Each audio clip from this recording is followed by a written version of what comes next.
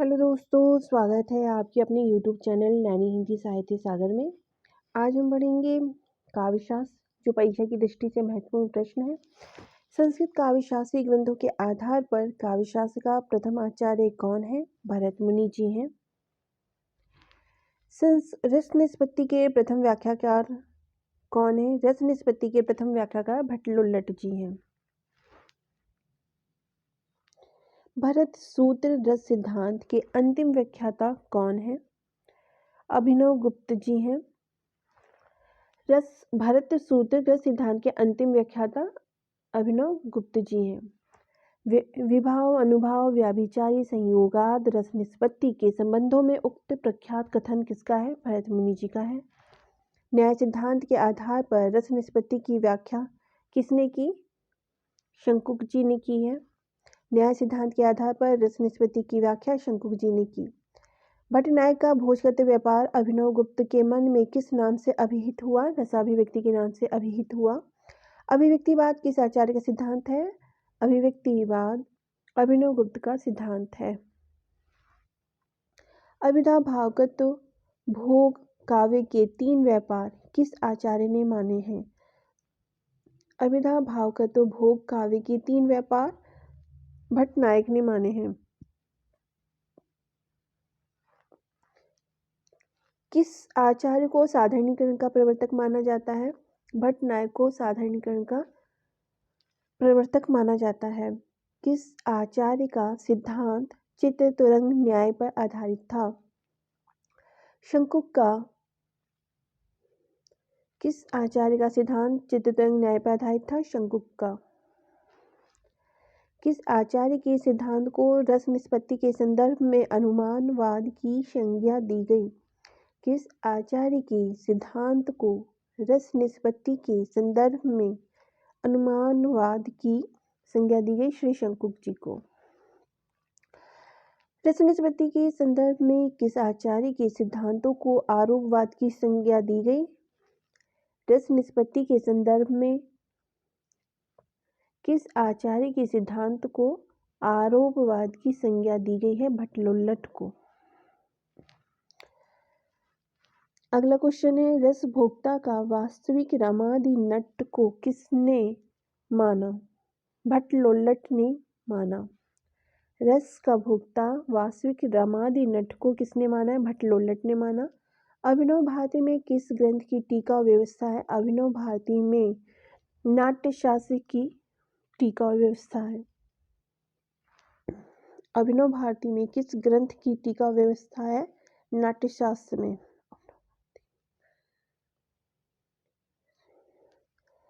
सांख्य दर्श के आधार पर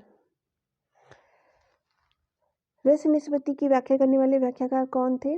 सांख्य दर्श के आधार पर रस निष्पत्ति की व्याख्या करने वाले व्याख्याकार हैं भट्टनायक। वेदांत के अनुसार रस निष्पत्ति की व्याख्या करने वाले व्याख्याकार कौन है? वेदांत के अनुसार रस निष्पत्ति की व्याख्या करने वाले व्याख्याकार अभिनव गुप्त जी हैं। साधारणीकरण का विभाव आदि का होता है, यह भावकत्व का परिणाम है। यह किस व्याख्याकार का कथन है? साधारणीकरण विभाव आदि का होता है, यह भावकत्व का परिणाम है। यह किस व्याख्याकार का कथन है? यह भट्टनायक जी का कथन है। रस निष्पत्ति में ब्रह्म सहोदय की व्याख्या किसने की? रस निष्पत्ति में ब्रह्म सहोदय की व्याख्या भट्टनायक जी ने की है। रस निष्पत्ति के अंतर्गत रस को मूल पात्र में किसने किया? भट्टनायक ने किया। काव्य संप्रदायों का सही विकास क्रम क्या होगा? काव्य संप्रदायों का विकास क्रम रस, अलंकार, रीति, वक्रोक्ति, ध्वनि और औचित्य होगा। रस संप्रदाय के प्रवर्तक किसे माना गया? रस संप्रदाय के प्रवर्तक भरत मुनि को माना गया। संस्कृत काव्यशास्त्र के इतिहास में भरत मुनि का समय क्या है? संस्कृत काव्यशास्त्र के इतिहास में भरत मुनि का समय 200 ईसा पूर्व है।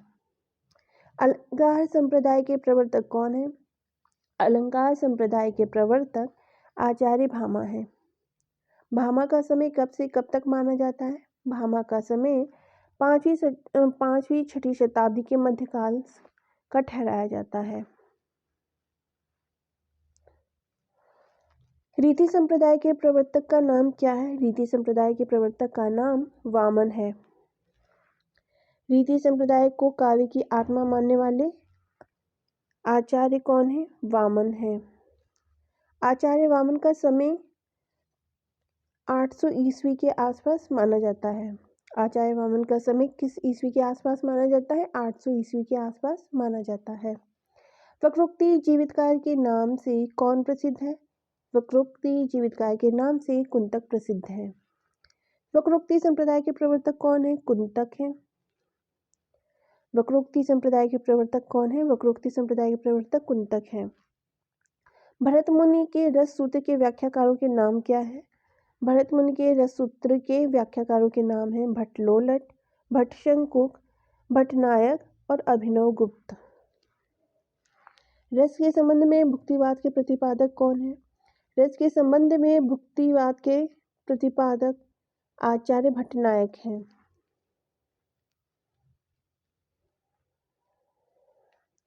भट्टलोलट द्वारा प्रतिपादित मत क्या है? उत्पत्तिवाद है। भट्टलोलट द्वारा प्रतिपादित मत क्या है? उत्पत्तिवाद है। रस सूत्र के व्याख्याताओं का क्रम लिखें एवं उनके सिद्धांतों के बारे में बताएं। भट्टलोलट का सिद्धांत होगा उत्पत्तिवाद। भट्टशंकुक का सिद्धांत होगा अनुमीतिवाद। अनुमीतिवाद ऐसे लिखा जाएगा, अनुमीतिवाद।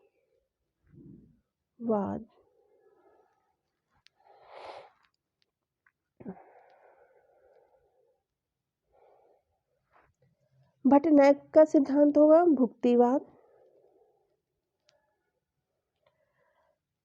और अभिनवगुप्त का सिद्धांत होगा अभिव्यक्तिवाद। ये थे परीक्षा की दृष्टि से महत्वपूर्ण प्रश्न। आशा करती हूँ ये आपकी परीक्षा की तैयारी में हेल्पफुल साबित होगा। मिलते हैं अगली वीडियो में एक नई जानकारी के साथ। Take care.